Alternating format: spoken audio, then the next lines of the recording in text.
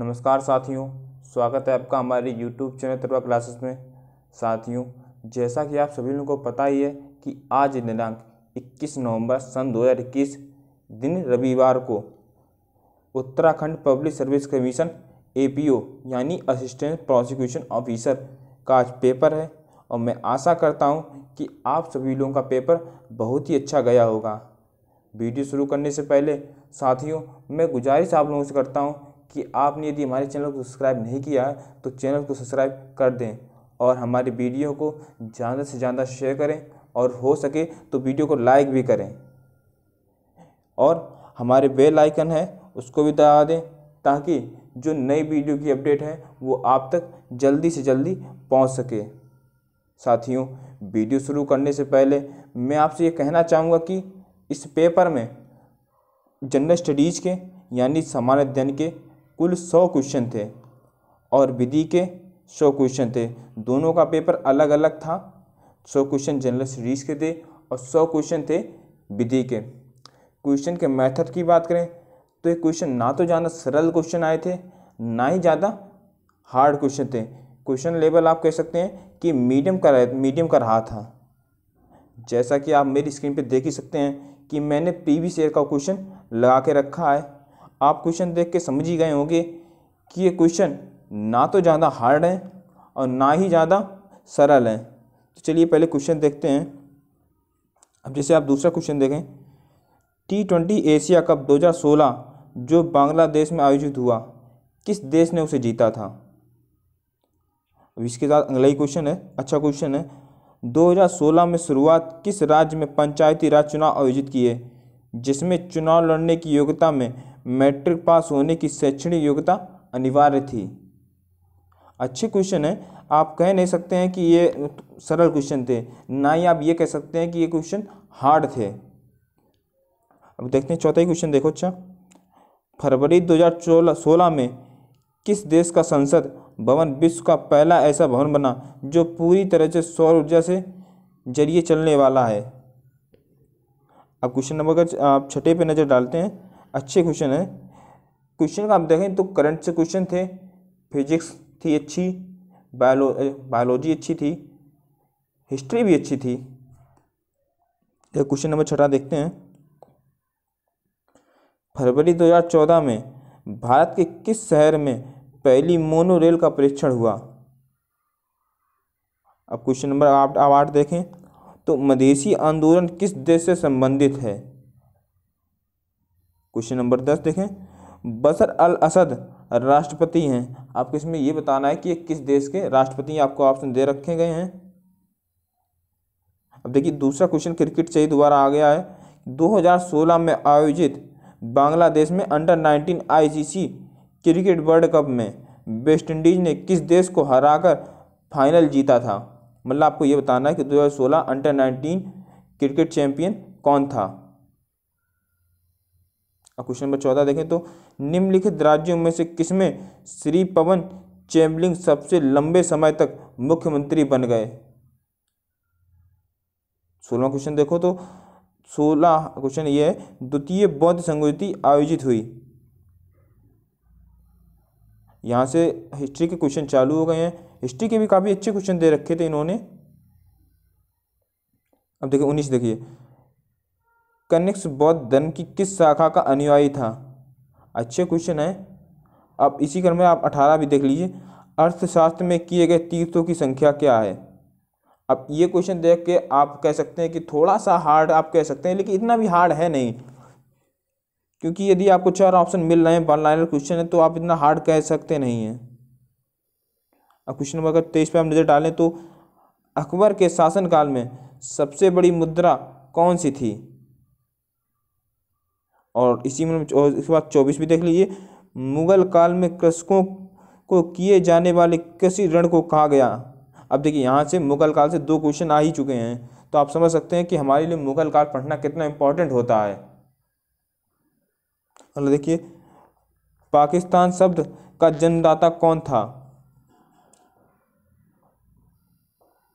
अगला देखते हैं, निम्न में से कौन कैबिनेट मिशन में नहीं था? अब यहाँ से पॉलिटी का क्वेश्चन है ये। अब आगे देखते हैं, बक्सर के युद्ध में ईस्ट इंडिया कंपनी का सेनापति कौन था। अच्छे क्वेश्चन आप कह सकते हैं। अब यहाँ से देखिए, ये जो है फिजिक्स का क्वेश्चन ये है, किसी धरित्र की धारिता की व्यवहारिक इकाई है। दोस्तों जैसा कि आप देख सकते हैं प्रीवियस का पेपर है, हमारे पास जैसे ही इसका भी पेपर आता है हम आपके लिए इसकी आंसर की लेके आ जाएंगे। इसलिए मैं कह रहा हूं कि यदि आपने हमारे चैनल को सब्सक्राइब नहीं किया है तो चैनल को सब्सक्राइब कर दें, अब वीडियो आइकन को भी दबाएं कि जिससे जो आने वाली अपडेट है, जो मैं आपको इस क्वेश्चन पेपर की, यानी जो इस बार भी चल रहा है, उस क्वेश्चन पेपर की जब आंसर की लाऊंगा तो आपके पास सबसे पहले वो वीडियो पहुंचे। क्वेश्चन देखते हैं, कौन सी गैस पृथ्वी के वायुमंडल में सर्वोच्च सांद्रता में मौजूद है। अब ये 39 क्वेश्चन देखते हैं, निम्न में से एक रंजक है। तो आपके बताने थे अच्छे क्वेश्चन, आप कह सकते हैं इन्हें। निम्न में से कौन सा एक विस्फोटक है। आंसर देखें तो DDT oxygen, NTT MRI. Pyorrhoea बीमारी है, नाक की, हृदय की, फेफड़े की, मसूड़े की।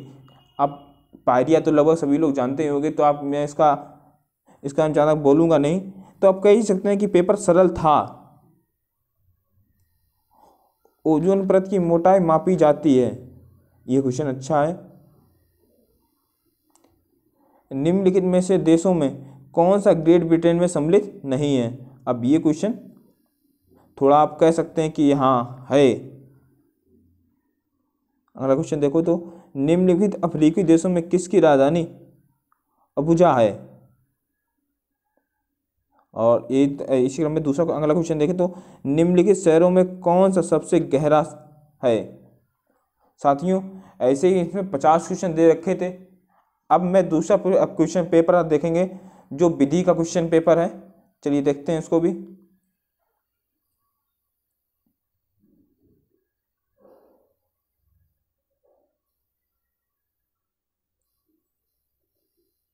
देखिए पहले क्वेश्चन देख लेते हैं, निम्नलिखित में से कौन सा वाद भारतीय दंड संहिता के अधीन संयुक्त दायित्व से संबंधित है। अब दूसरे क्वेश्चन देखें, संरक्षक द्वारा उसकी सम्मति से शिशु या उन्मत्त व्यक्ति के लाभ के लिए सद्भावनापूर्ण पूर्वक किया गया कोई कार्य शब्दावली भारतीय दंड संहिता की किस धारा से संबंधित है।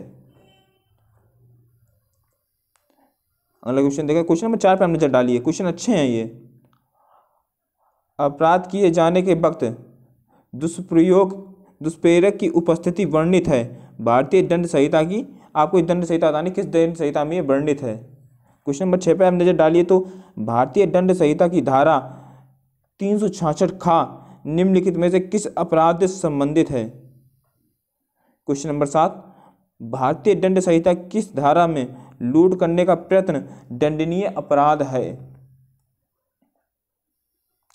ऐसे क्वेश्चन दे रखे थे। इसका इंग्लिश का ही सेक्शन है, अगर उनको हिंदी में समझ नहीं आता है वो इंग्लिश वाला अपना कर सकते हैं, देख सकते हैं। आप इंग्लिश क्वेश्चन भी देख सकते हैं।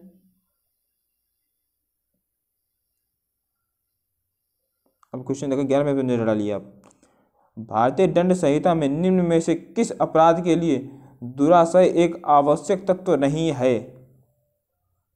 क्वेश्चन नंबर 13 देखें तो, ज्ञानकोर बंगाल राज्य के 1966 का बाद निम्न में से किस अपराध से संबंधित है।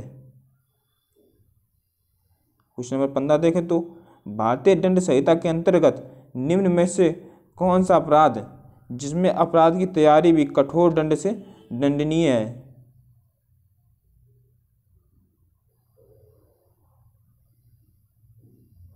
क्वेश्चन आप देख सकते हैं, विधि के क्वेश्चन अच्छे थे, आप कह सकते हैं विधि के क्वेश्चन अच्छे हैं। विधि का जो लेवल है वो आप थोड़ा हाई कह सकते हैं।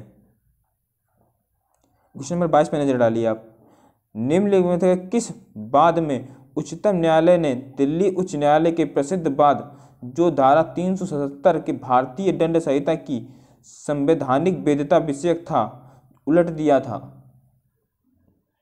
क्वेश्चन नंबर 23 में नजर डालें तो, भारतीय दंड संहिता के अधीन विवाह से संबंधित अपराधों में न्यूनतम दंड या सजा है।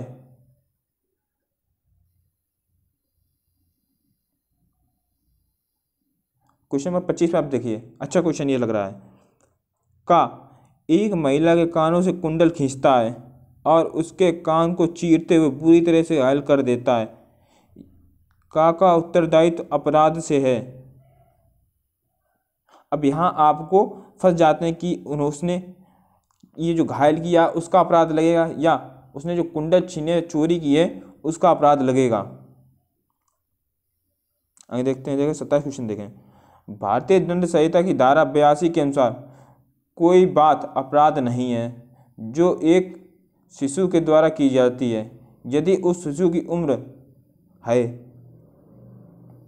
अगला देखें 28वां क्वेश्चन ये है, भारतीय दंड संहिता के अधीन डकैती का अपराध किया जाता है। अगला देखते हैं, आप क्वेश्चन नंबर 30 पर नजर डालिए आप, अच्छा क्वेश्चन है। भारतीय दंड संहिता की धारा 120 का के अनुसार आपराधिक षड्यंत्र की सहमति के लिए व्यक्तियों की न्यूनतम संख्या है। अब 29वें क्वेश्चन देख लेते हैं, ये भी अच्छा क्वेश्चन लग रहा है मुझको। भारतीय दंड संहिता किस धारा में आजीवन कारावास या अन्य कारावास से दंडनीय अपराधों को कम करने के लिए दंडनीय अपराधों को करने के प्रयत्न के दंड दिया का प्रावधान है। अब क्वेश्चन नंबर 23 पे रखते हैं, 33 भारतीय दंड संहिता की धारा 304 खा के अनुसार कोई दहेज मृत्यु कारित करेगा वह ऐसे कारावास से दंडित किया जा सकेगा जिसकी अवधि कम नहीं होगी। क्वेश्चन नंबर 35 पे देखें अगर तो, भारतीय दंड संहिता की निम्नलिखित में से किस धारा के अंतर्गत स्वेच्छा अम्ल फेंकना या फेंकने का प्रयत्न करना एक दंडनीय अपराध है। साथियों, यदि आपने अभी तक हमारे चैनल को सब्सक्राइब नहीं किया है तो चैनल को सब्सक्राइब कर दें, क्योंकि इसके बाद मैं अगली वीडियो लाऊंगा वो हमारे जो इस पेपर हो चुका है उसकी मैं आंसर की लाऊंगा। तो यदि आपने हमारे चैनल सब्सक्राइब नहीं किया है तो चैनल को सब्सक्राइब कर लें, वीडियो आइकन है उसे प्रेस कर दें, जिससे जैसे मैं वीडियो डालता हूँ उसकी नोटिफिकेशन तुरंत आपके पास पहुँच जाएगी और आप अपना पेपर देख सकते हैं, उसको सॉल्व कर सकते हैं कि आपके क्वेश्चन कितने सही जा रहे हैं, कितने से गलत जा रहे हैं, और इसी प्रकार से देखते हुए आप अगले आने वाले मेंस की है उसकी तैयारी आप कर सकते हैं। देखते हैं 37 क्वेश्चन देखते हैं। भारतीय साक्ष्य अधिनियम 1872 अधिनियमित हुआ था। 38 क्वेश्चन देखें तो, निम्न में से कौन कौन साक्ष्य विधि में सम्मिलित होते हैं।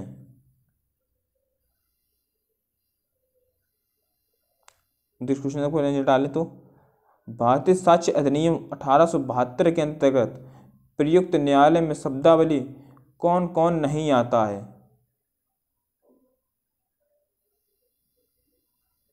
क्वेश्चन नंबर 43 देखें तो, भारतीय साक्ष्य अधिनियम की निम्नलिखित में से कौन सी धारा में हस्तलेख से संबंधित राय को सुसंगत व मान्य किया गया है। क्वेश्चन नंबर 49 में डालें तो, एक अभियुक्त द्वारा की गई संस्वीकृति दूसरे सह अभियुक्त के विरुद्ध सुसंगत है। भारतीय साक्ष्य अधिनियम 1872 की।